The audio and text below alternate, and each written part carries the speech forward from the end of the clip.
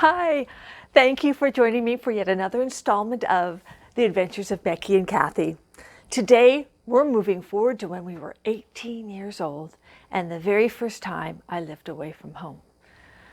Today is chapter 30, Becky Saves Kathy.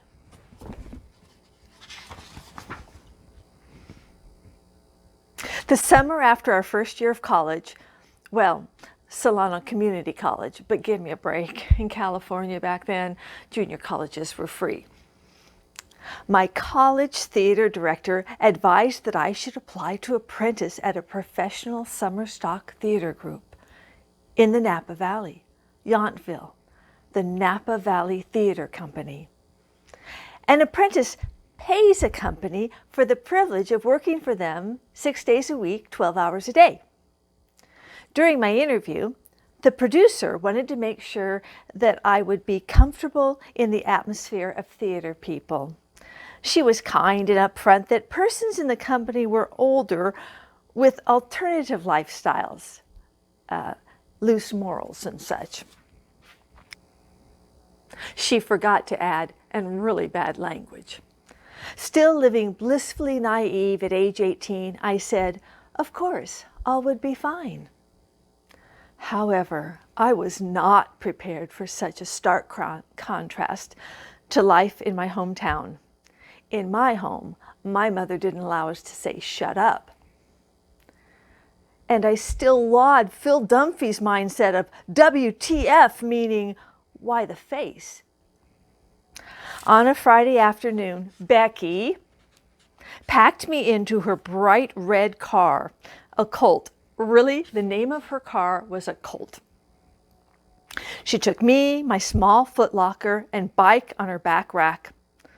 The theater owned old houses for the cast and crew spread throughout the vineyards. This was a rural wine country area, like Mondavi Winery. The producer lived in Francis Ford Coppola's winery guest house. When Becky and I arrived, we were informed the house in Yountville was full.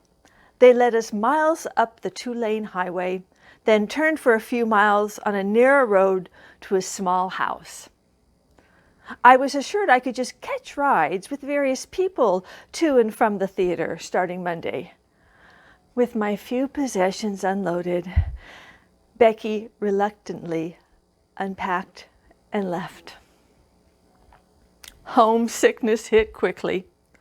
I was given a room between 2 other rooms, James and Charles in one room and a guy I'd never met in the other. I didn't venture out of that room till the next morning when all was quiet. I rode my bike up the lane to the main road, purchased a gas station sandwich, and wrote to my parents.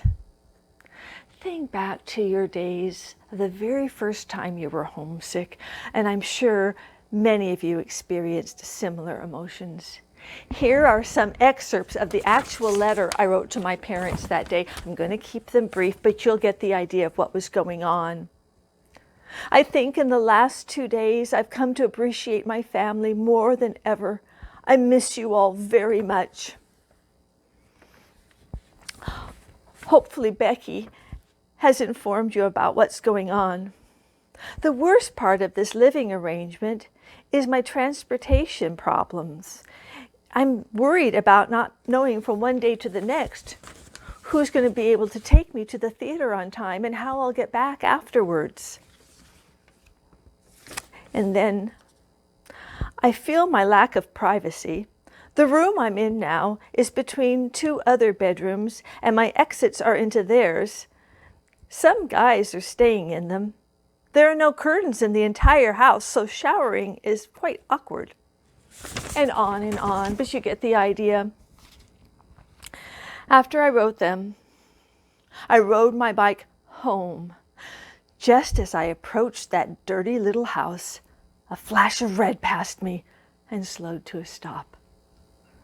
Little did I know that while I was writing that letter to my parents, Becky was already on her way to rescue me. And she did. She got out of her car and said, I just couldn't leave you here, Kath. So we loaded up my stuff back into her car and she drove me home. Home, where I asked my dad to help me find a car I could buy. Where he loaned me the station wagon to drive back and forth to Yountville each day till he found one for me. And when I moved back to Yountville 2 weeks later, I no longer felt stranded in the middle of nowhere. And I learned to love my theater company enough to go back again the next year. I just couldn't leave you here, Kath. That was my best friend, Becky. My best friend forever and ever and only. And she was there for me throughout the years. All I had to do was let her know I needed help. And sometimes, like Yountville, she came to my rescue without me saying a thing. Thank you for joining me for another story of the adventures of Becky and Kathy, and you can find all of our stories on kathyamplified.com. Until next time, please be a good friend. And next time when you come back with me, we're going to hear the story about Becky and Kathy meet Gordon Lightfoot. Yes, we met Gordon Lightfoot.